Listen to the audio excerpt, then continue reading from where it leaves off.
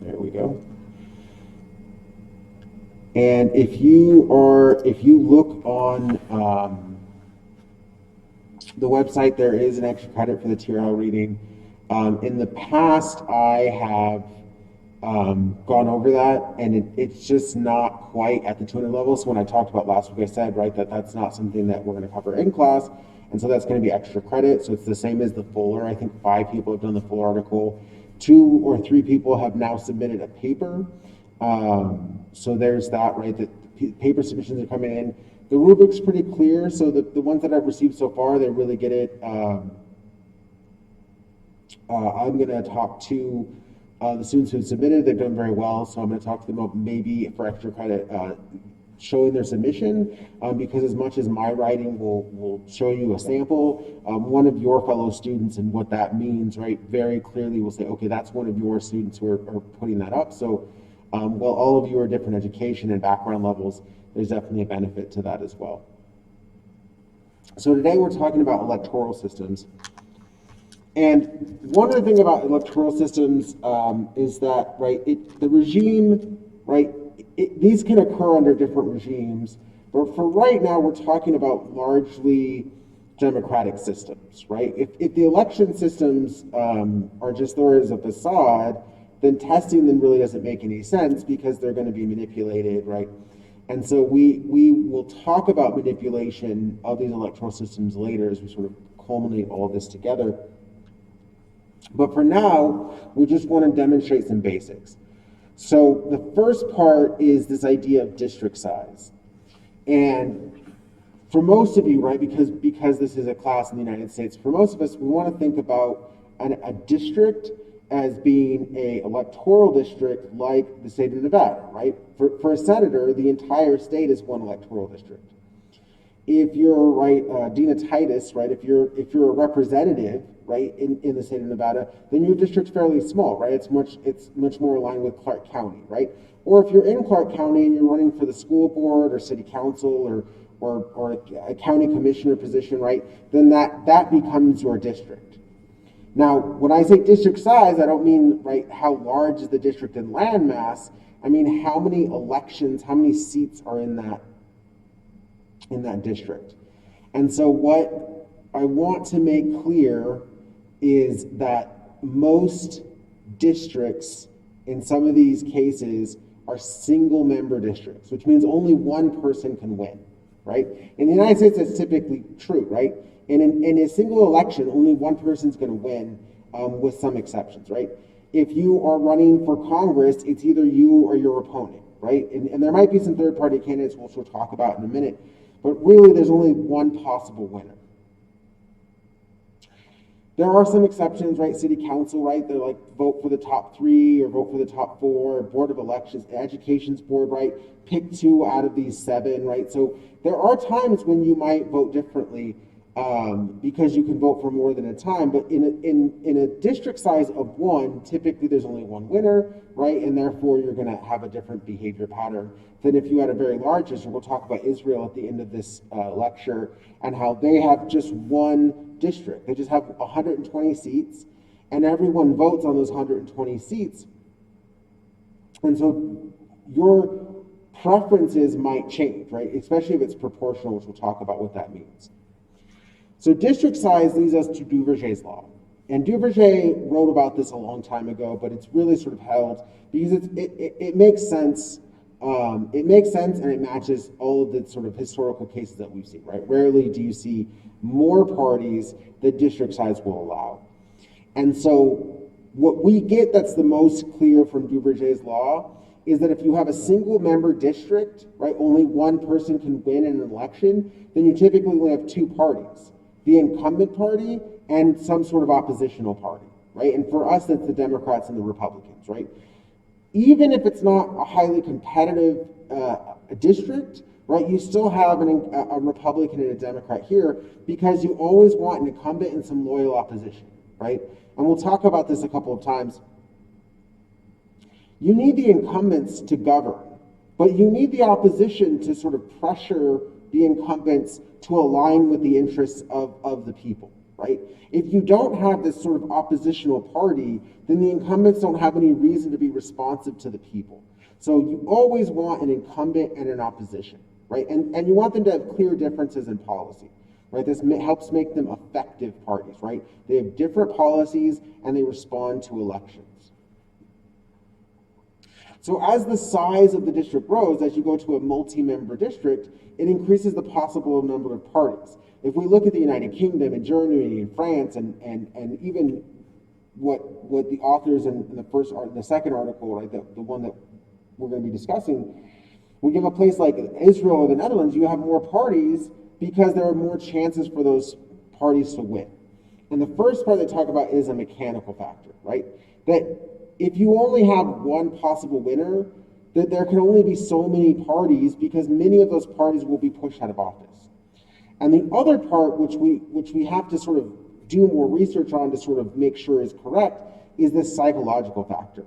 And the psychological factor is the belief of the voters that certain parties can win, right? It's a perception, right? We talked about perception a bit already, right? Do you believe that certain parties can win? Now, we actually saw a lot of this in 2008, in 2012, and 2016. In the United States, we saw the Green Party and the Libertarian Party, right? And many people would argue, right, that when the Green Party was becoming a slightly more prominent, they would argue, oh, we should vote for the Green Party because they can win. Now, one of the things is there was a mechanical factor in play. The Green Party couldn't actually win the presidency, right? The candidate wasn't qualified to vote in enough states to get 270 electoral votes. So the mechanical factor for the Green Party, they couldn't win. They couldn't possibly win. It just wasn't going to happen.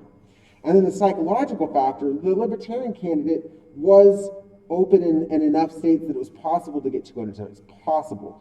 But there was no belief that the Libertarian candidate could win an election in a two-party election, right? And so you have those psychological factors. Do you believe that that party can win? And when you have a different system that allows a lower percentage of votes to win a seat, then you might believe more in that party. So let's talk about the simplest type of election, which is called first past the post. Now, first past the post just means, right, you're past some marker. So let's take a hypothetical and assume that there are 30 people in this class, right? And there are not, there are 25. But let's just say it's 30. And so the 30 of you have to pick a candidate to win. And I say it's a majoritarian system, right? I say it's a majoritarian system. What I mean is that just over one person over half has to vote, has to vote for that individual. So if I say it's a majoritarian system, everyone has to vote, right? I make everyone vote. We'll talk about, we might take a second as we're going through this to talk about whether or not people are voting at all, right? But if there are 30 people in the class, and I say to pick a leader, you have to have a majoritarian system, right? Half of 30 is 15, right? So you have that 15%, so you need 16 votes for any one person to win. Now the problem with that is that the 30 of you, right, you're not connected, you're not in the classroom, right? And so a lot of you are going to vote for yourselves, or you're going to nominate yourselves, or we're going to have this fractured system. And so what is likely to happen is the first time around, one or two of you is likely to get like 4 or 5 votes, but not nearly enough. And then we'll have to sort of reduce the number of candidates, and we'll talk about that, what a runoff is, until we got to that system where there were only 2, right? And that explains Duverger's law, right? You're sort of eliminating viable candidates until you only have 2 in this first past the post system. Now, in a multi-party system and in a proportional representation system, 50% plus 1 of the seats, of the votes, of anything is unlikely to occur. And that has some implications. In a plurality system, it's just who has the most votes. Now, one of the things that we will see in US elections where a third party comes in is that no one gets 50% plus 1 of the vote. But we still have a winner, right? In a plurality system, it's just who has the most votes, right? We just count them up, and if you have 86 and I have 87, but you only had 10% and I only 12%, but I had the most votes, right? Then I'm still going to win, right? There's a very, very old Simpsons episode that I have heard other political science instructors revoke to, right? That Bart's much more popular than Milhouse in the election, and Simpson told me, you may not even know this reference, but Milhouse is the only one who votes. So he gets one vote, and Bart doesn't encourage his members to vote, and so there's no other vote cast except Milhouse. So Milhouse wins 1-0, right? It's a plurality system because the most votes won, even though 99% or whatever the class size was, they're not represented because they didn't vote, right? And so plurality systems work a little more functionally because we don't expect a high percentage of people to vote, right? We would be lucky to get 65% in the next election, right? That means a third of people aren't voting. What we will likely see, especially as you see less people paying attention to the day-to-day politics, right, in this new government, right, that people aren't reading Biden's Twitter feed every day because he doesn't post on Twitter every day. And we don't see, right, that this sort of constant attention to the administration because as things get back to normal, we're going to not want to focus on the government. We want to get back to our lives. And so you'll likely see that voter percentages is going to decline. You'll probably have between 45 and 55% of eligible voters actually vote, right? And so this really starts to matter with plurality system. Now, when we have a majoritarian plurality system, what you often also see is a single member district, right? One person is going to win, and therefore we're just looking at who gets the most votes. Now, we're very used to that system, but in a significant number of states, what they have is called proportional representation. And the way that proportional representation works is the percentage of votes you get becomes the number of seats you win. So Israel has 120 seats. And I'm just going to say 100. I'm going to use 100 to make the math simple. If you get 25% of the votes and there's 100 seats, then you get 25 seats in the government, right? If you get 50% of the votes, you get half of the seats. Now, if you got 50% of the votes, you're sort of in charge because you have 50% of the seats, which means you're the majority party. If you have, right, 4 seats in a district and you get 50% of the vote, you get 2 seats, right? Very simple math, but I want you to understand, right, the percentage that you get in the vote share, right, is very much tied to the number of seats. Now, minimum thresholds exist, right? You don't want every party that gets a vote and say, oh, well, you got at least 1% of the vote, you should get 1% of the seats. You don't want that because then you're going to have 60 parties and it's going to be impossible to govern. Or you might have extremist parties, right? And extremist parties are very damaging to government, right? Government legitimacy, government effectiveness. And so you want a threshold, and usually what we see is between 2 and 5%. Depending on the government and the state and the time, but what most have argued for is about 5%, right? If you can't get 5% of the vote, then your party doesn't have very much popular support, right? And so if you have 5% of the vote, and remember district sizes, Israel and the Netherlands are actually rare cases where they have just one big district and 120 or 150 seats. What we see in most cases is district sizes of like 5 or 6 or maybe even 8, but rarely over 10. And so if you only get 5%, right, you're not at enough percentage to get one seat, right? So that diminishes the number of parties based on Beaver-Jay's law. We also have what we normally see as over and under representation. If you are the largest party, you got the most vote share, you would typically get more than your share of votes, right? If you get 30% of the votes, you're likely to get 35 to 40% of the seats because the people who decide allocation of seats are also the people who are incumbents in the first place. And incumbents are more likely to win because, right, you're already in office, you have the better perception that you can win. So when we're talking about this, it's important to notice, right, that even if you only got 30, 35, 40% of the vote share, you would still have the majority of seats or near majority of seats because an actual majority of seats is quite rare. And we'll talk about that as we move forward, right? Proportional means there's going to be 3, 4, 5 parties. And so the 2 largest parties are going to have 30, 35% of the vote share, but that will often calculate into like 40% of the seats, right? So you have overrepresentation.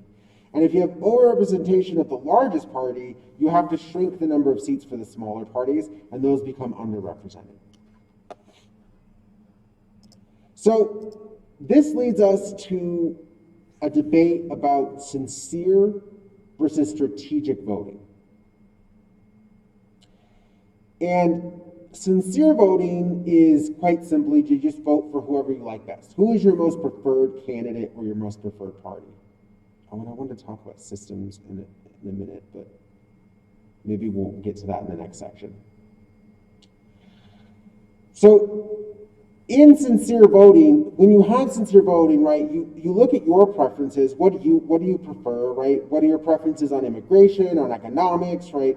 Infrastructure, and what party or what candidate aligns most with that.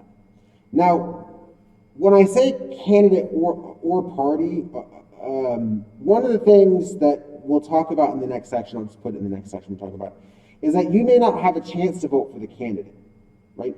Often you don't, in a proportional representation system, you don't vote for the candidate, you vote for the party, right? I'm going to vote for the Liberal Party or the Conservative Party, and then there'll be a list of members on that party that get added in depending on the number of seats they win. And that well, maybe we'll talk about during parties, right? Because that has a lot to do with party loyalty. Now, the other option is strategic voting. And strategic voting is where your first choice is unlikely to win, right? You don't believe that your first choice is going to win. And so instead of voting for your first choice, you vote for a second choice, but that you believe by supporting that candidate will win, right? Now, this only happens when you have another viable alternative. And we'll talk about this because we're going to talk about the case of the U.S. and Ross Perot and Ralph Nader in a minute. But one of the things that we hear most about this is avoiding what's called a wasted vote. If you vote for a candidate that has no chance of winning, right, your vote effectively doesn't change the outcome of the election, and therefore you don't have a say in that election. Now, there's this discussion that we have on what's called the calculus of voting, and I'm going to add this here so you can see what it looks like. So when you actually, so I know my voice can be a little unclear because of the mask and the cameras and all of that. So the calculus of voting, right, has this issue of how likely is your vote to change the election, right? The outcomes, right? How likely is your vote to change the outcomes? So if we only had 10 people and your vote, and you cast a vote, because you're only one of 10 people, the likelihood that your vote changes the outcome is about 10%. If there are 1 million people voting or 100 million people voting, then the chance that your vote changes the outcome is very low. And so we run into this problem when we're talking about strategic voting between how people vote and how much impact it has. But for now, let's assume that there's a cumulative effect, right? That if you vote and everyone else votes strategically, it changes the outcome. Not your individual vote, but the group behavior changes the outcome if it's sincere or strategic. So in the first case, why would we consider voting sincerely? Why would this be a preference to vote sincerely? And so what's most obvious is if you believe that elections determine policy outcomes. And this is not a sort of given, this is an assumption made by voters who vote sincerely. I'm going to vote for my preferred candidate because I think that, if I vote for this individual and I think there needs to be tax reform, then we're going to get tax reform, right? One of the big things in the United States, right, about one of the arguments that many people used in support of Biden, right, even though we're very much divided between the Trump administration and the Biden administration when it came to the election, right, one of the reasons that people said they wanted to vote for Biden was the belief that he would introduce a package of he would handle COVID better, right, that he would handle that better. Whether or not he actually does, right, I don't want to speak to exactly what's happening now, right, we'll have data on that in a few years and we can discuss it from an academic perspective. But the other thing was that he was likely to support what we're seeing now as an infrastructure bill. Now, whether you're for or against it, that's not really the point, right? But that was the expectation of people who voted for Biden, was that certain things would be done, right? Now, they're not always in line, obviously, but it's very true of, right, the Likud party in Israel, right? The party that is led by Netanyahu, right? When you vote for the Likud party, you expect a hardline stance, right, in the defense of Israel. You expect a little more conservative policies on taxation and service providers, right? You expect a different behavior by those parties. The same thing for the Christian conservatives of Angela Merkel, right? The Labour and conservative parties of the UK, right? Each of those parties, when you vote for them, you expect certain policy outcomes. In a two-party system, it's really easy to know the difference, right? We live in a two-party system. It's very easy to know what policies Republicans will pursue and what policies Democrats will pursue, right? It's not always, right, it's not always exactly aligned, right? But if you're pro-choice, right, pro-choice policies are aligned with Democrats and pro-life policies are aligned with Republicans, right? Tax reform, where taxes increase for the wealthiest, for the wealthiest part of the population are the Democrats, right? And tax cuts are aligned with the Republicans, right? You will see that difference, right? Increase of in the top third, right? Decrease in taxes on Republicans and increase in taxes from Democrats, right? So it's very easy in a two-party system to find those two things. And you might feel very differently. So when you're voting sincerely, you say, okay, well, these preferences align very well in this two-party system. That's not always going to be true in a multi-party system, right? That it's harder to find your exact party when you're sincerely voting. Now, the other thing about voting sincerely is what's called a moral vote. And a moral vote works in a very specific way where the preferred candidate is voted for regardless of outcome. Now, sometimes this is in a non-perfectly democratic system, right? If you have some aspects of competitive authoritarianism, you might support your candidate even if you don't think they're going to win, because they might still hold enough power and influence that they will still get you a patronage position, or there might be some benefits for supporting. The other thing is voting records, right? We have seen, especially in the last 4 years, right, candidates really being questioned, right? If you want to run for office later in life, a lot of people are going to ask you, did you vote for Biden, did you vote for Trump? Right? This is going to become a big thing for Republicans, because whether or not they are in line with the party, they will have to sort of demonstrate that they voted for Trump. But if they voted for Biden, right, they can argue that they took a stance, right? And this becomes a political statement. Excuse me one second.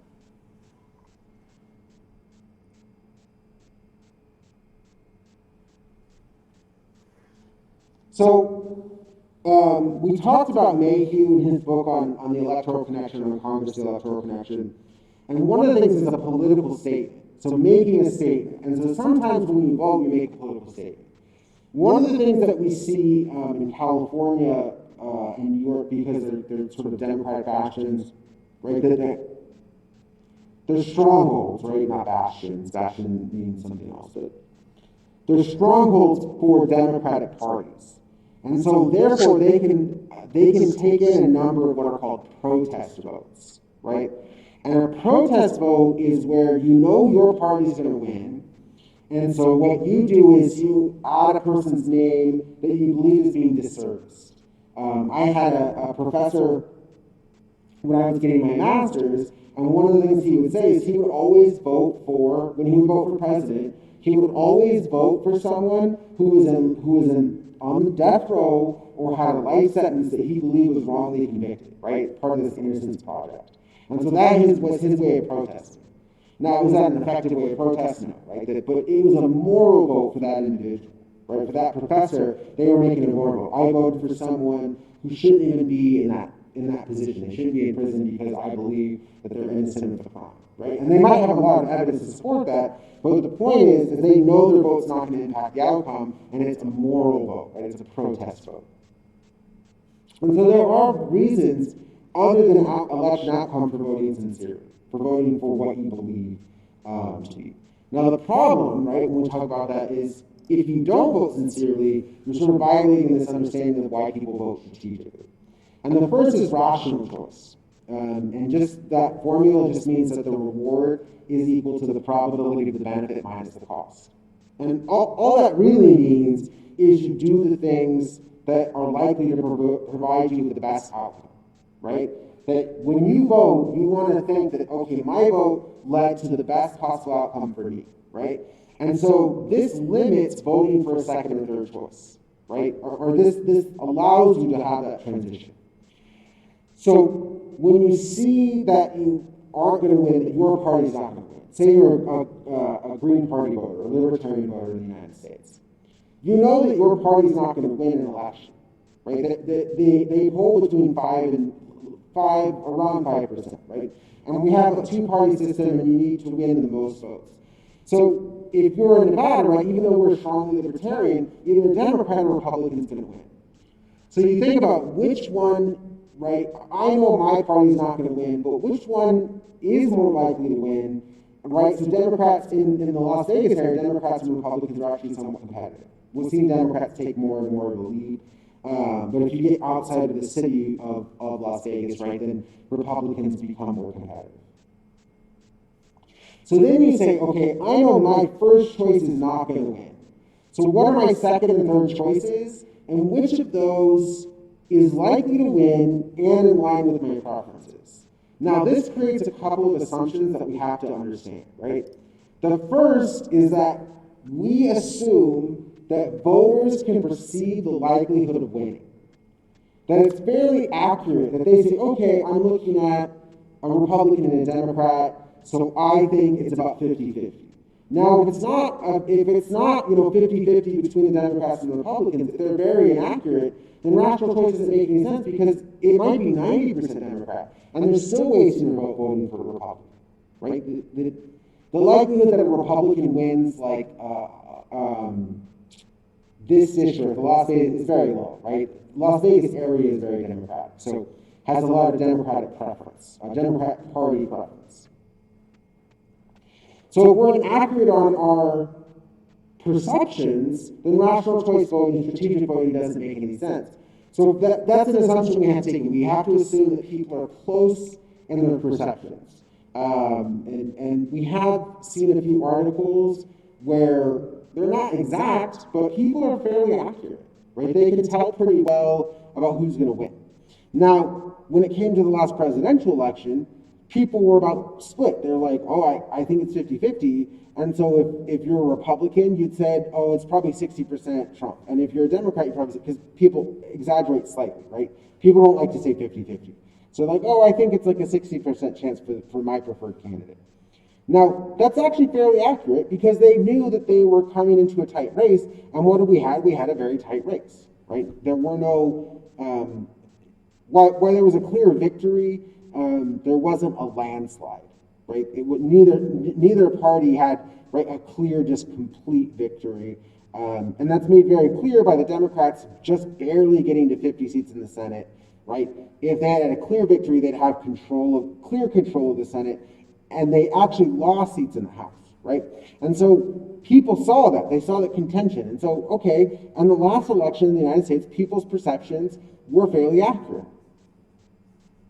The next part is this assumption that voters can order the parties from most to least in line with their preferences. Now, of course you can in the US, right? Because they're so different, right? The distinction is so massive between the Republican and Democratic Party that you know where you lie, right? Each one of you know whether or not you are closer to being a Democrat or Republican. Now, you may not like either, right? There's this very American idea of we want to be centrist, we want to be moderate, we want to be in the middle. But most of you that think you're in the middle are actually not in the middle. You just have a preference to be centrist, right? When in reality, you're probably much more likely aligned with one party or the other. And if we pushed you, your preferences would become very clear that you were a Republican or a Democrat, at least leaning in those directions if you weren't a party supporter.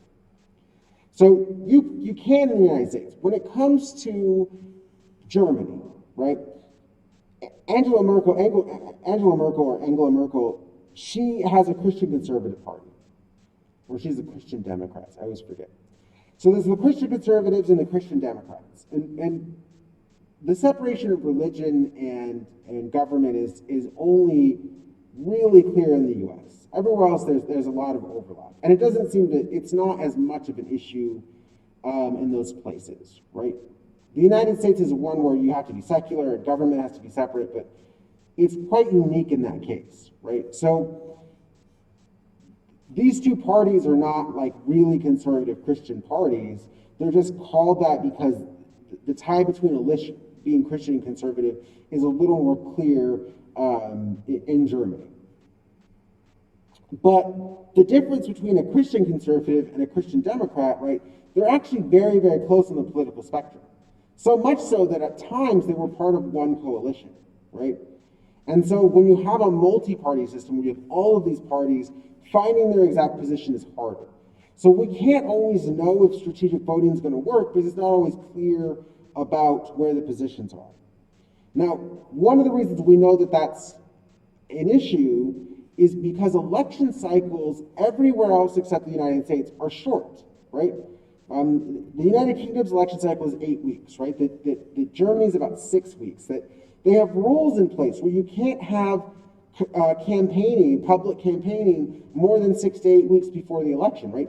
They condense their elections to and they still spend a lot of money and it's very heavy, but we have 1.5 year elections now, right? We are probably going to be talking about the next election, which won't happen until November of next year. We're definitely going to start talking about that in January and February, right? 2022 is supposed to be a big referendum on which direction the country is going. And so we're going to be talking about it all year. Most states in the world do not do that, right? That doesn't happen. So it's harder to know the preferences of the parties because you're not hearing about it constantly. You're not constantly reminded, right? Our interaction with politics on a daily basis is higher, right, than most other states. So a lot of people won't know their preferences, and this will cause them to have a harder time moving from their first choice to their second choice. And then, of course, right, with knowing the preferences, you have to know the likely policies of the parties. And again, right, when politics doesn't play such a huge role, and when the parties are closer, the likelihood that you will have clear knowledge of the policies is very low, right? So strategic voting, while it makes sense, right, you vote for who you think is going to win and who is in line. How do you know who's going to win, and how do you know they're in line? These are difficult things to know. Right. So in the article, the second article ran about the differences between strategic voting and FPTP, or first past the post majoritarian systems, and proportional representation, right, has some assumptions of itself. The first assumption about strategic scrutiny, or voting for your second or third preference because you know your first choice won't win, right, is it doesn't occur at high levels in two-party systems, right? We don't see a lot of strategic voting in two-party systems because there's no choice to be made, right? Third parties just aren't there in most elections. They do occur every once in a while, but if you look at the United States, having someone other than a Democrat or Republican seriously running for candidacy, right? Because you always have like 100 people running for president, but they're not serious candidates, right? And sometimes I mean not serious because they can't win, and sometimes I mean serious when they argue that everyone should get a pony or something ridiculous. There are a few individuals who run for president like as a publicity stunt in the United States. And it's expensive and you need support, but obviously we're no lack of support for sort of less than serious candidates. Oh, excuse me. Okay.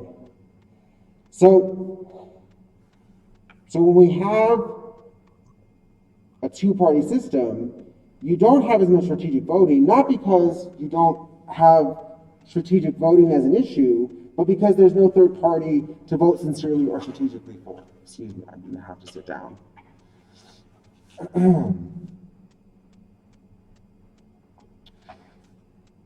So when we talk about this, right, the next part is that strategic voting, it causes voters to move in only one direction. It causes them to move traditionally from a smaller party to a larger party, right? Strategic voting, right, because you're trying to go after who can win the election, it moves people towards typically two large parties. And essentially that takes away support from a third party, right? Why does the Libertarian and Green Party collapse, largely collapse after the 2016 election? Because they didn't really impact the outcome, and they drew votes away from people who would have voted for other parties.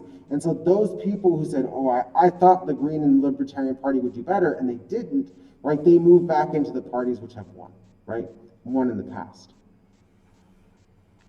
And so there is an assumption when we're talking about street voting that it occurs in one direction towards the most competitive parties, right? We should expect that based on a rational choice assumption. So let's start with an easy test, right? An easy test of strategic voting. And this occurs in a runoff election. So if you have a system, right, where no candidate receives 50% plus one votes, what we do is we take the top two candidates and we put them into another election. It occurs usually within 2 weeks. So because it happens within 2 weeks of the first election, right, we don't expect preferences to change. We don't expect allegiances to change. We don't expect major gaffes by the candidates, right? We don't expect the candidates to change dramatically or lose out or be part of some scandal, right? It's a very short time period. So the only thing that's really changed is that we've excluded all but the top two. And what we see is that those voters who voted sincerely in the first round, they vote for a candidate that is closer to their preferences, but not the first choice in the second round. So in this most obvious and simple test, we do have clear strategic voting. You know that your candidate is not going to win because they're not allowed to run anymore. They didn't make the top two in the first part of the election, right? And so we're forced into this runoff. And so now these are the top two. These are the two viable candidates. So what you will often see in some of these elections is you'll have two, let's say, Republicans and one Democrat running, and only the Democrat and one of the Republicans makes it into the top two. And then what happens is that Republican wins clearly, gets like 60, 70% of the vote. Why? Because the two Republicans were splitting votes. And so what happens is as one of those Republicans drops out, all those people who prefer a Republican over a Democrat, but were split on which Republican, are then incentivized to vote for the remaining Republican and a strategic vote. Because remember, they also have the choice of not voting, right? That's always a choice. Rarely is voting mandatory. So when you have voluntary voting, right, sometimes you're like, well, I didn't get my first choice, well, I'm just not going to vote, right? Often that becomes the case, right? Lupe Fiasco talks about this, and Lupe Fiasco is just a recording artist, he's a musician. But that he didn't vote for Obama, he didn't vote for Bush, he didn't vote for any of those because they didn't align with him. Well, great, but if you're not voting for any of them, right, you're not involved in the electoral system at all, right? That he may not be a great candidate, right? That there are critiques of the Obama administration, right?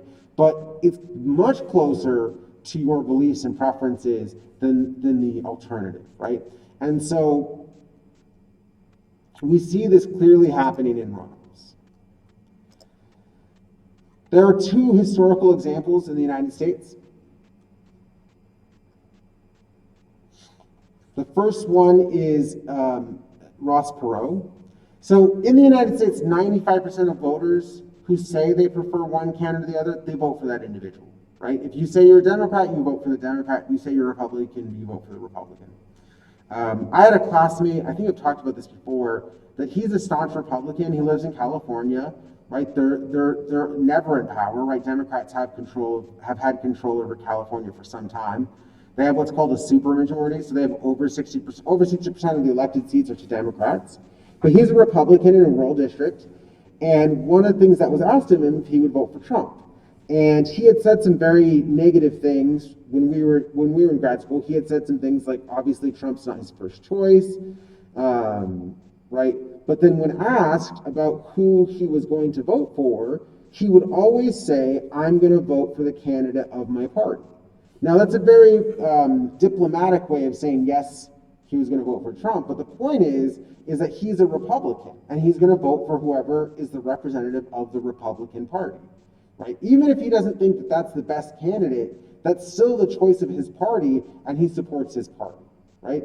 And so whether or not that, right, is disagreeable to you isn't really the point, right? The point is that we see 95% of that happening, right, when it comes to the Democrats and Republicans, right? They get 95% of their supporters to vote for them.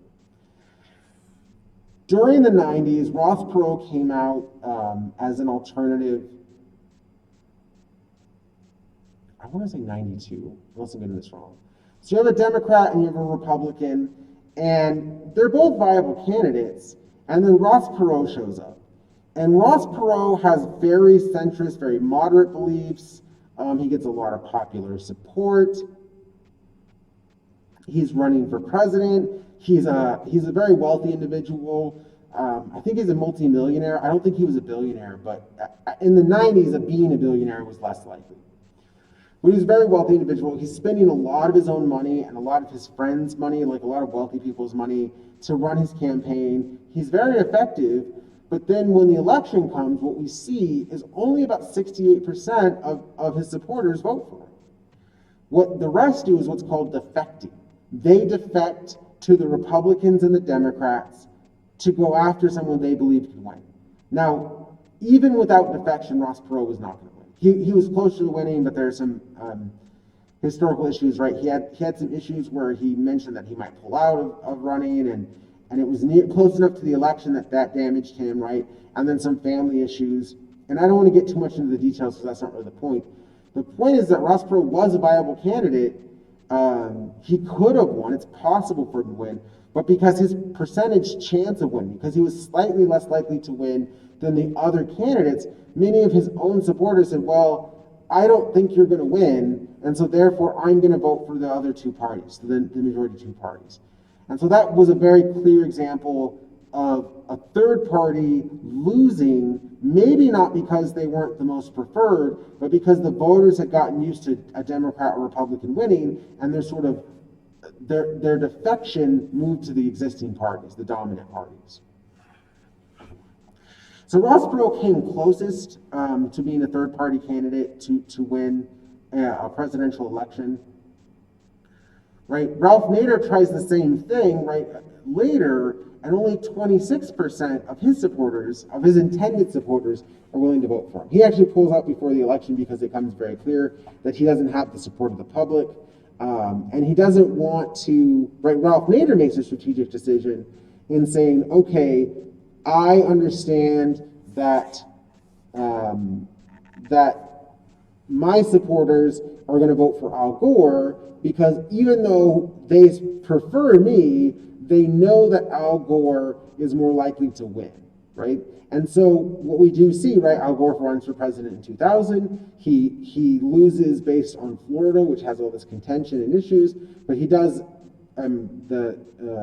eventually we get very clear results that he had lost, right? That it came down to Florida, and President Bush did win Florida once we had gone through all the research and not research, but once we had gone through all the votes and really taken a clear count.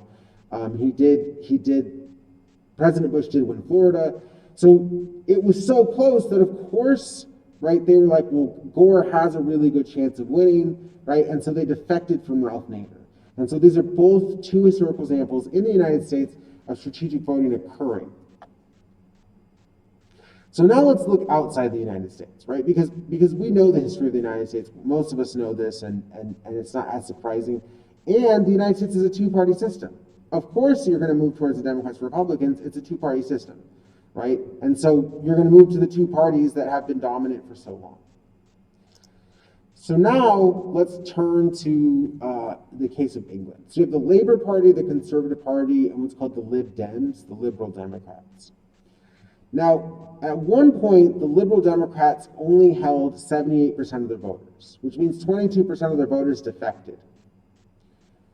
The Greens, which is sort of their Green Party, their environmental party, and the UK Independence Party, there are always independence parties, but in the 90s and the 2000s, you do see two different types of independence parties. UK independence is that it was independent from the EU, or that they needed to be separated. But there are also issues, right? The Northern Ireland Party wants to be separate from England. And so because of England's history, right, that we talked about, that it sort of built its history over conquest and colonization, right, parts of England were actually not, they're still not identifying as English, right? That's why they call it the United Kingdom, right? That if you're Scottish or Welsh, right, you still see yourself as separate.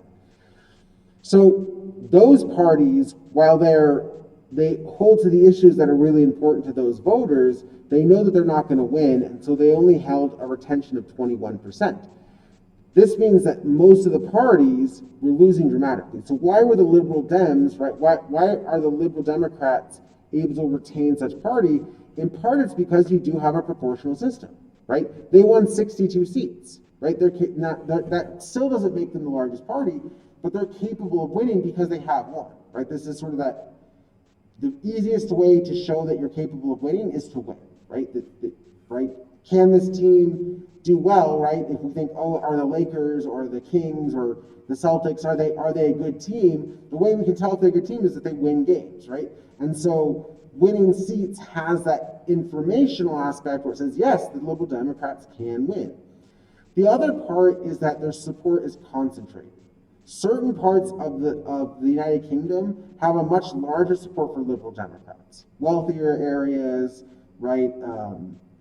Typically areas where they're right. Any place that's wealthy but not conservative is going to be a Liberal Democrats, right? Labor is more about people who are middle class or lower middle class or working class, right? That are very different. Now, one of the things that also adds to this is the aspect of the United Kingdom where they have a coalition government. So you may not think that the Liberal Democrats are going to win out and be the party in control. But what you will find is that if you win enough seats, what will happen is the Labour Party or the Conservative Party, whichever one becomes the largest party, they're going to have to come to you to form a coalition government, right, in order to govern effectively. And so we'll take a moment and talk about coalition governance. This Liberal Democrats, that's not unique to England. One of the things that we will consistently see in a proportional representation system is that one party often does not win a majority of the seats. And because they don't win a majority of the seats, they have to be able to govern with a majority rule, right? Because if you think about it, when they form a government, right, they say they win 40% of the seats. When they form a government, they have to pass legislation, right? They have to actually do something, right? The United States legislative branch is one of the few branches that can do almost nothing and still sort of be successful, right? All other legislative branches have to continuously pass policy, right? Effective policy that matters to the time that they're in. So if you have to effectively govern, you need a majority of the seats. And so what you're going to do is you're going to offer a small party certain aspects, certain allegiances, certain secretaries, right? We see this most often, the most obvious case in the United Kingdom, where they say, okay, you're a smaller party, you're going to work with us, the largest party, and we're going to let you be Secretary of Defense, or what they would call it, Ministry of Defense, or you're going to have certain secretary positions that give you influence over the government in order to align with us. Right, that's very common, right? That's how a coalition government typically works, is they take in a small party so they can have enough say to get, say, 51% of the votes, right? So they can pass legislation, right? Because very few places have a filibuster. So they just need 51% to pass policy and pass this legislation through. So they take in a small party and offer them certain aspects. The other thing that might happen is they might just pick up the party that's closest to them. So sometimes instead of seeing a coalition be 51%, you might see a coalition government be 70% of the seats. Well, why include so much of the other party? It's because the party that's next to you, Angela Merkel did this quite a bit, right? The Christian Conservatives and the Christian Democrats, they were often in a government together. And because Angela Merkel was very effective as a leader, right, her party and the party next to her were benefiting quite a bit in their vote share. And so at one point, over 70% of the seats were in those two parties. And so, yes, it was a coalition government, but it was much more than the 51% needed because that party was closest to the party of Angela Merkel, right? And so that's why you might have a very large coalition, even though it seems like you don't need that large coalition, just because the two parties are close to alignment in that situation. Now, the other part about coalition governments that was unique to the United Kingdom is the Labour and Conservative parties were sort of diametrically opposed, in the same way that Republicans and Democrats were opposed.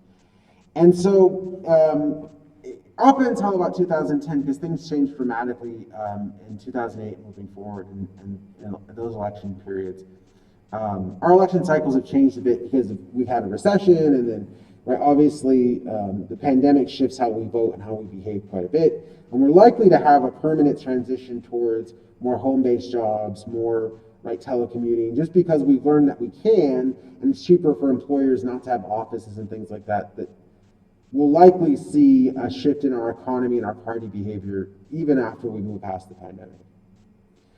So when you have two diametrically opposed parties, the liberals, the Labor and Conservatives, or the Republicans and Democrats in the United States, a party like the Liberal Democrats can fill a vital role because they can be closer than the two largest parties, right? You don't have to reach all the way across the aisle. You can find someone in the middle and pull them in.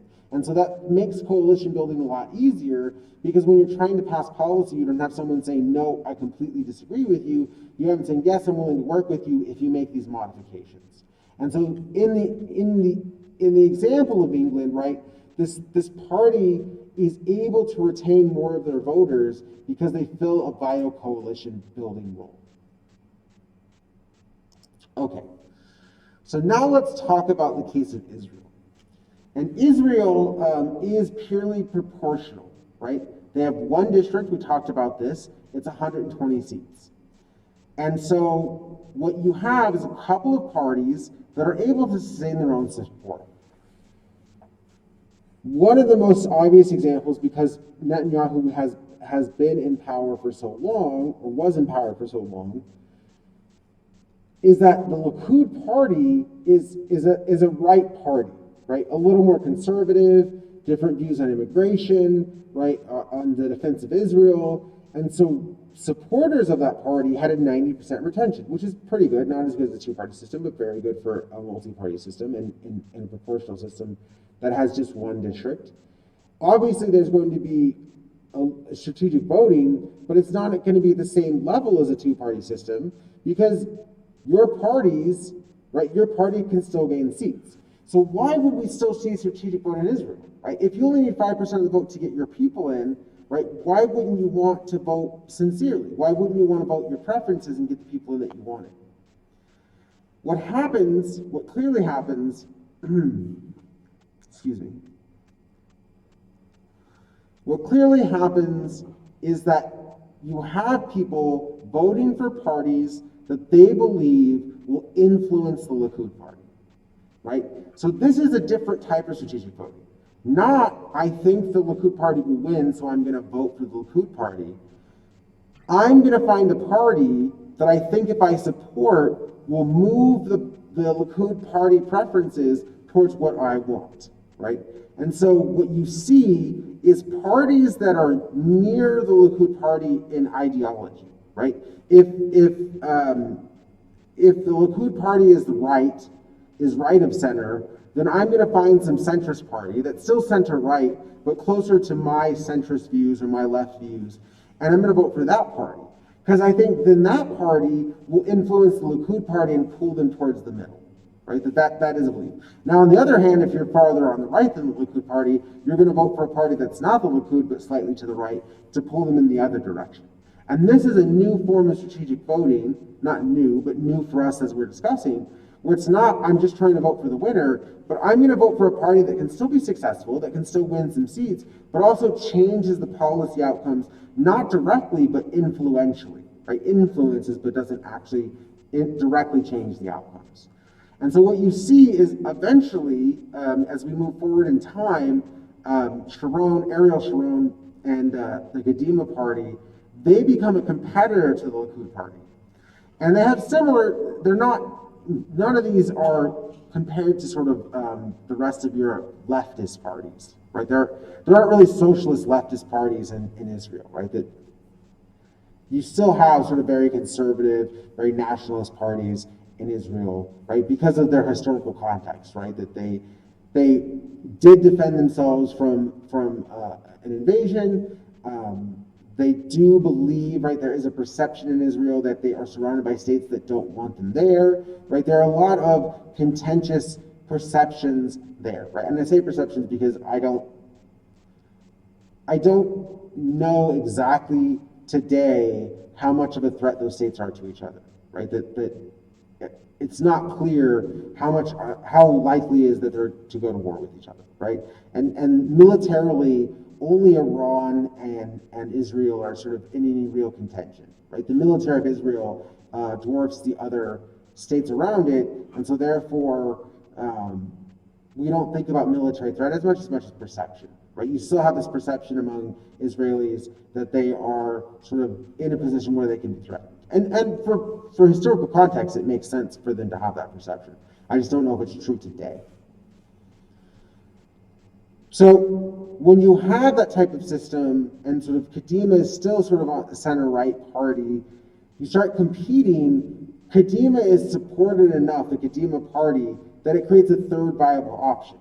So you have a proportional representation, you have 120 seats, so you can have lots of parties.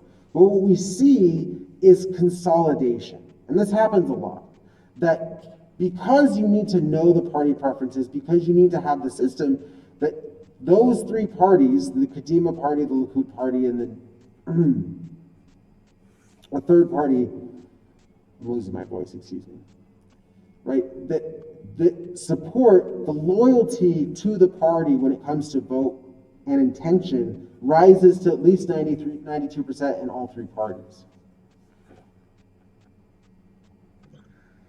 And so, as we hit that point, all three parties are over 92%. They're getting lots of support. And so what we're seeing is, even though sincere voting is occurring, the party you vote for still has some strategic voting aspects because you're aligning with parties that can influence the Likud party, that can influence whoever the incumbent is. Whenever the Kadima party takes power, right, you see the party alliances shift a little bit, but still to parties that are close to the incumbent, right? And so that's still a form of strategic voting. Okay, so let's talk about some results from these things, right? So the first is that before, in the past, it was believed that in first past the post or majoritarian systems, that strategic voting occurs, and strategic voting is unlikely in proportional representation systems. That first article makes it clear that proportional representation still has strategic voting, right? That both systems have strategic voting. Strategic voting might occur in different ways, but strategic voting is definitely occurring in both systems. We also know that sincere voting may be more likely in elections with multiple rounds. If you know there's going to be a second round, then you're going to vote sincerely to begin with, and you're going to be informed by that sincere voting about who is possible to win, and then after that, you're going to vote strategically, right? So you have sincere first and strategic second. Now, there are some articles that say many people just start strategic to save themselves time and say, I'm just going to vote strategically to begin with. But it's possible to vote sincerely. It's more likely that you're voting sincerely in a multi-stage election. And then the big takeaway that I want you to get from this is district magnitude. Now, the number of seats in a district really starts to matter. If you have a larger magnitude district, if you have 10, 20 seats in a district, then you're going to have more sincere voting, right? That it's more likely that your candidate is going to get into office. Whether or not that party controls, right, you're going to say, okay, my party only needs 10% of the vote, and then I can get this individual in, and I want that voice in the legislative branch. So that increases sincere voting because you could vote sincerely and still hope to have an impact on the policies. The other part is when you have those individuals in power and you have sincere voting that allows for multiple parties, we should expect those parties to grow, right? If I vote Labor and you vote Conservative and someone else is a Lib Dem and there's an independent and we vote and all of those people are actually in the legislative branch, even if they don't become the dominant party, there's still reason to vote for them and support them. So district magnitude really has an impact on the number of effective parties. Okay. I got my I got my first vaccination Wednesday, and I had an adverse reaction. Not bad, but if you're looking to get vaccinated, get vaccinated. I just happened to have a bit of a reaction, and so I'm clearly not recovered. So as much as I want to do another lecture, I think we have enough here that I can sort of fill in on next week, and then next week we're going to do a full session, including an exam preparation for the exam, and then you'll have a week to do exam 3. So we're not going to have a section. We're going to end now. We're not going to go 10 to 11. I might still be available to answer emails in office hours, but my voice is going so fast and it's becoming really strained to continue talking with the mask and everything. So we're done for today. I'm going to post the video to YouTube in just a minute.